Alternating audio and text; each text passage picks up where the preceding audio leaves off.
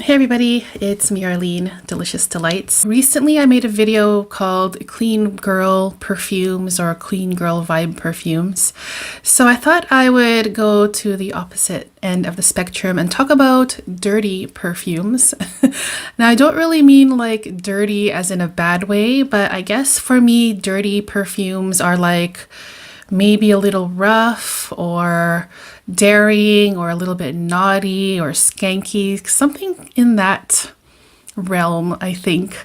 I think all of these are absolutely beautiful though, but there's just something special about these fragrances that just give them this extra like naughty girl or dirty girl kind of vibes. At least that's what I think about when I think about dirty girl kind of perfumes, but I don't really mean like they're like dirty, like as in a bad way. But it's up to you to decide what dirty girl perfumes are to you. I suppose they're different for everyone. There is one in particular though that I think is actually dirty, and I will talk about that one first, but it's literally one of my most daring, weird, strange, interesting, intriguing scents that I own, and also unique, and I just haven't smelled anything like this in any other perfume. So this is from Lush and it's called Tank Battle. You can see how dark the juice is in this fragrance. It is very dark, so I would probably be careful spraying it on light colored clothing. So Tank Battle is one of my absolute favorites from Lush. You can see that my bottle is pretty full. It's because whenever I wear this, I just do like one spray because I do find it to be very strong, and it can be overwhelming if you overspray. So I sprayed it on the test strip, and you guys might not be able to see it, but there is like a discoloration already of the juice on the strip. And yeah, this is a very, very weird, intriguing scent.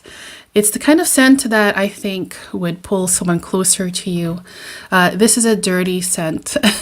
It literally reminds me of like dirt, the earth, the soil, that scent of mud almost, soil and water. Maybe it's just rained and then there's like this big pool of mud. And that scent is just kind of, it's earthy and it's so realistic.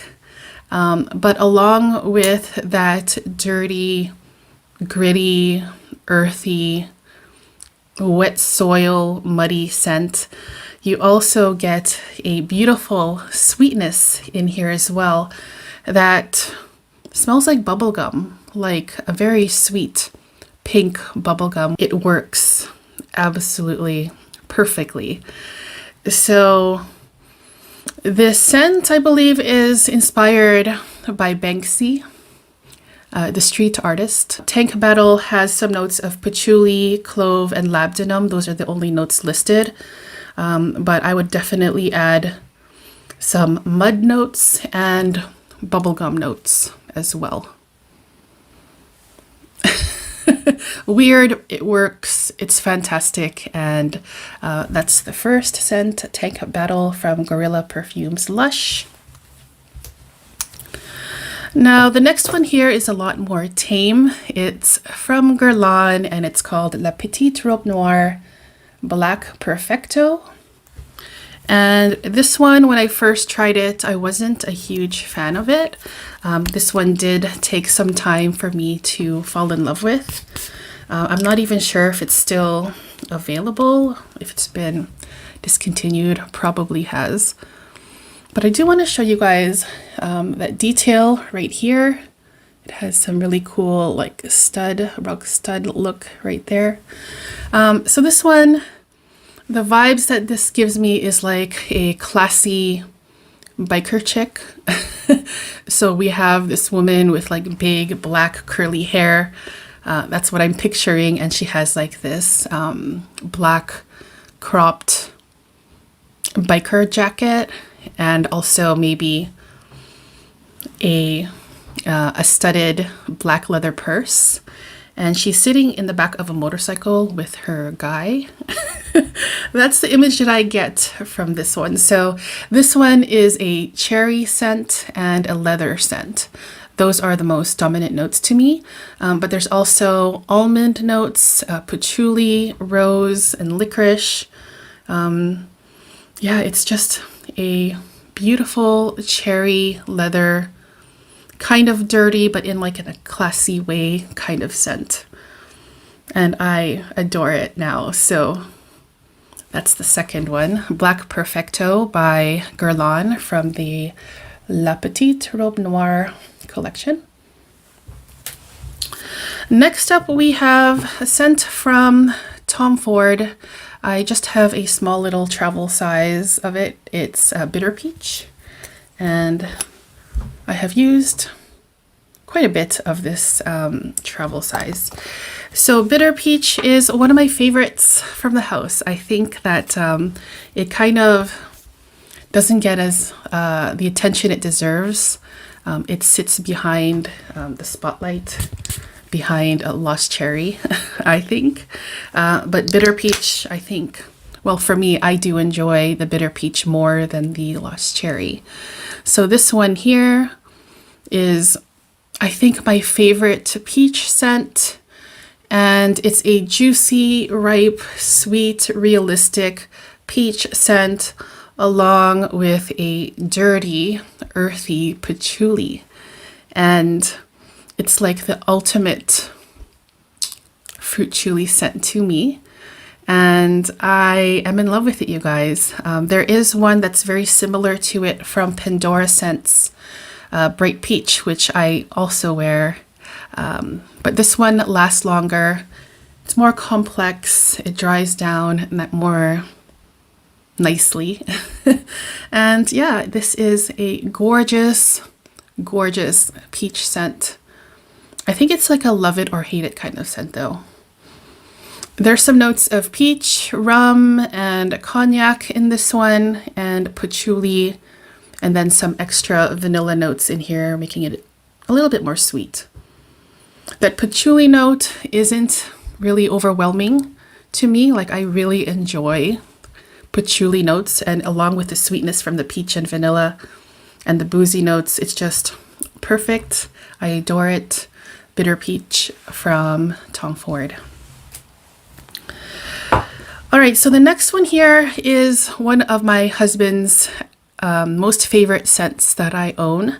I have had this for quite a while. I haven't talked about it in a while, but it's from the house of Comme des Garçons, and it's Daphne.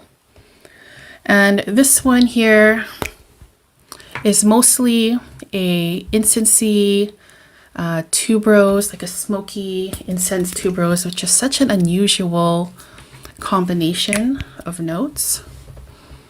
There's also a really nice bitter orange note in here as well.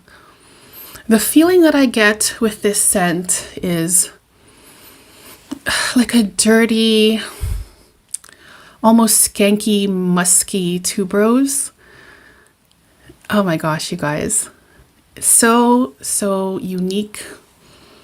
I love that smoky incense trail that this gives off, and that orange and tuberose.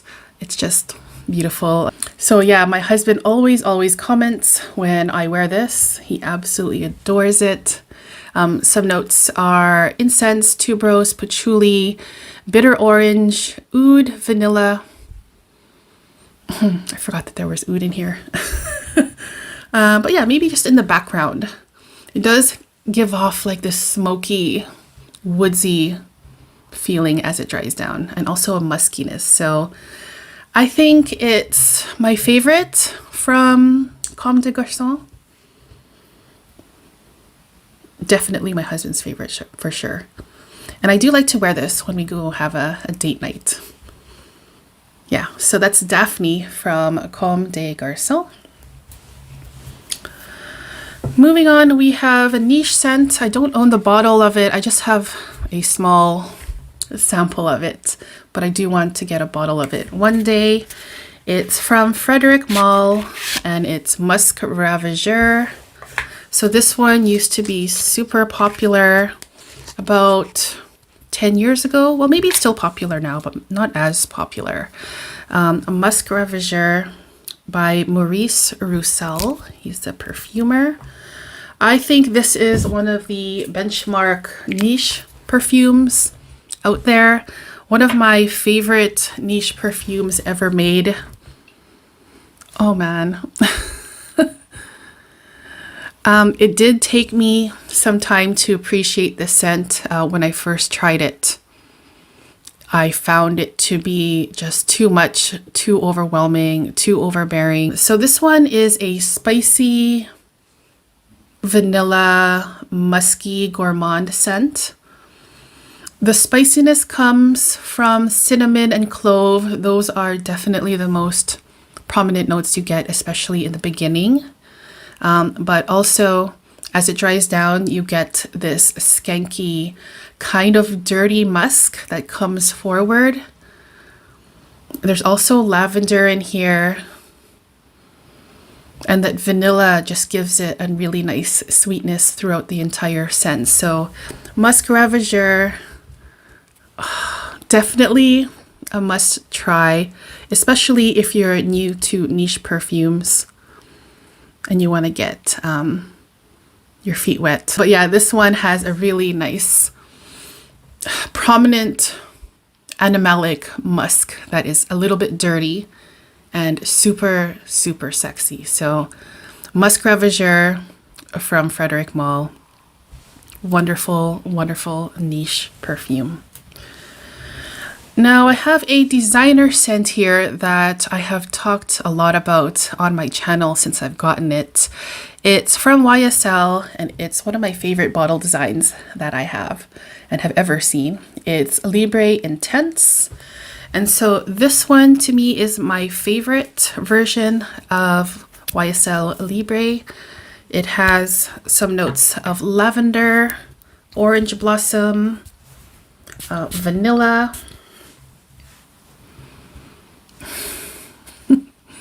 It's literally top 5 designer scents of all time, in my opinion. There's also ambergris in here, and I'm not sure if musk is listed in the notes, but I do get this animalic, skanky musk lurking in the background, really complementing all of the other notes.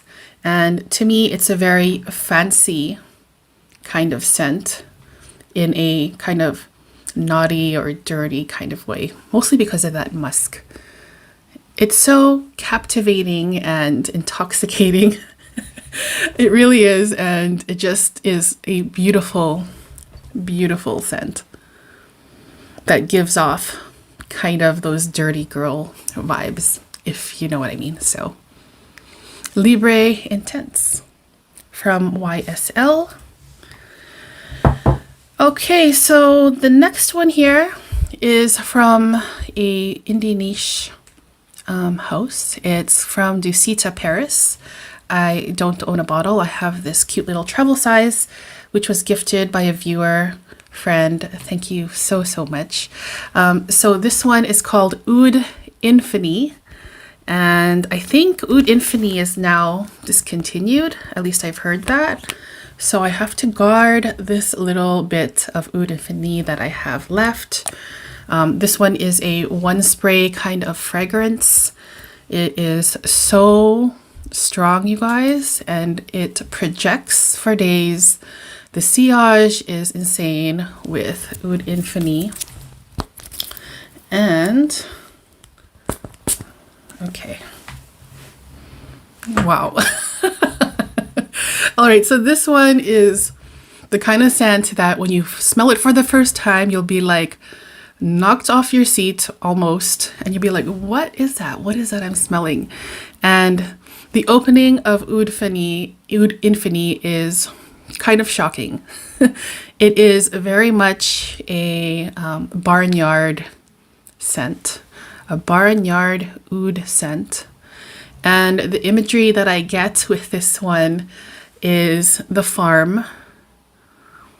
And you have all of the farm animals just roaming around, and you get that strong, pungent smell of oud.